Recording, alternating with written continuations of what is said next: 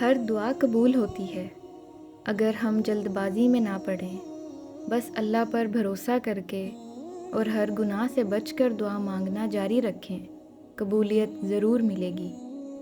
اللہ کبھی اپنے بندے کو اس کی برداشت سے زیادہ نہیں آزماتا، اس لیے یقین رکھو اللہ کا فیصلہ کن لے کر آئے گا۔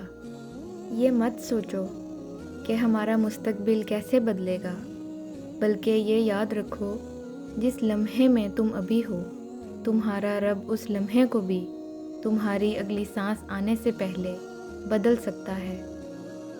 جن ہاتھوں کو تم نے دعا کے لیے اٹھا رکھا ہے، ایک دن انہی ہاتھوں میں وہ سب کچھ ہوگا جس کے لیے تم اللہ کے سامنے روتے ہو۔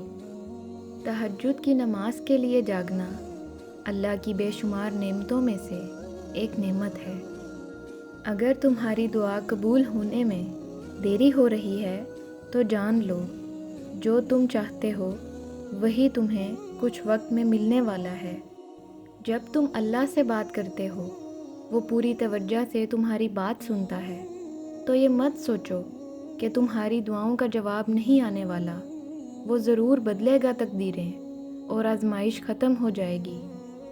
دعاؤں کے جواب فوراً نہ ملیں تو پریشان نہ ہوا کرو۔ اللہ انتظار کے ذریعے اپنے بندے کو آزما کر ہی اس کی دعاؤں پر کن فرماتا ہے، اور کیا پتہ تمہیں آخر میں وہی مل جائے جو تم اللہ سے مانگ رہے ہو، صرف اسی وجہ سے کہ تم نے صبر کیا اور دعا مانگنا نہیں چھوڑا۔ تمہاری مخلص دل سے نکلی ہوئی دعائیں تو کب کی قبول ہو چکی ہیں، بس ان کا سامنا کرنا باقی ہے۔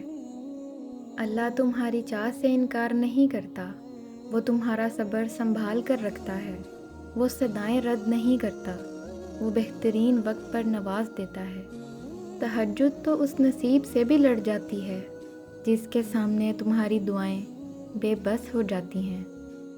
بس تھوڑا اور صبر، پھر اللہ کن کہہ دے گا اور فیکون کا نظارہ تمہارے سارے غم دور کر دے گا۔ انتظار کی اذیت کے بعد ہی تو یعقوب علیہ السلام کو یوسف علیہ السلام سے ملوایا گیا تھا۔ جسے سزا سمجھ رہے ہو، اس دیری میں تمہارے لیے بہتری چھپی ہے۔ اللہ دیری انہی کے لیے کرتا ہے جن کا مانگنا اسے بے حد پسند آ جائے۔ جو دعا تم تہجد میں مانگ رہے ہو نا، حقیقت میں تو وہ دعا کب کی قبول ہو چکی ہے۔ وہ دیر فقط اس لیے کر رہا ہے تاکہ تمہارا اس کے ساتھ دعا کا رشتہ برقرار رہ سکے۔